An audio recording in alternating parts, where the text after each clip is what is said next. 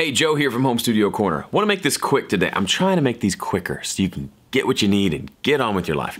You may have seen a video I posted, a couple of videos like a week ago, about rendering my mixes in real time versus offline.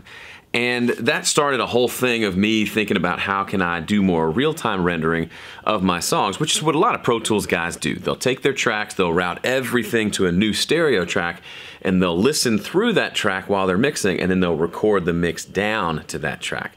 What I found was, at least right now, I really like that workflow, but for completely different reasons. Let me show you. Okay, here's a song I mixed just yesterday in Studio One. I'm not going to show you the mechanics of how I set it up. That's not as interesting to me as what I'm about to show you. So all these tracks are going through a various number of buses. There's a drums bus, a bass bus, all that stuff. And then all of that is being routed to this cute red channel down here. So this is an actual audio channel. So everything's routed to here. When I click this button, we are listening to the input of this channel, which happens to be the output of everything else, okay? They're all routed here. When I'm done with my mix, I just click that button and I'm ready to record it.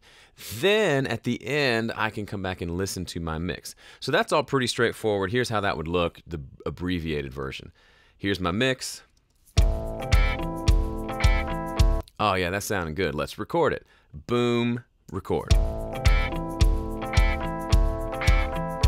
Fast forward 3.5 minutes and our song is done. Now we have an audio file that we can export out and do it whatever we need to do. Now, that's all cool, well and good, whatever. If you want to work that way, fine. What I found that's super interesting is that you can use the playlist feature or the layers feature inside your DAW to keep all your different mixes in one place.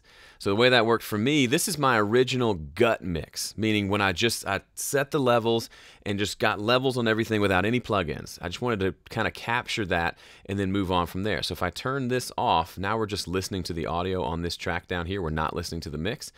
And this is kind of what my gut level mix sounded like.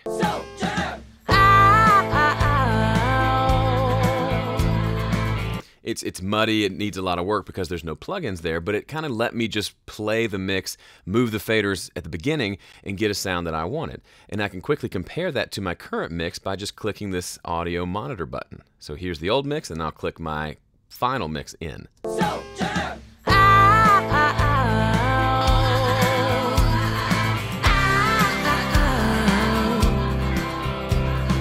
So it's a really cool way to quickly check, okay, what did my first mix sound like? Or more importantly, let's listen to mix 1 and let's compare that to the current mix. Here's mix 1. Here's the last mix.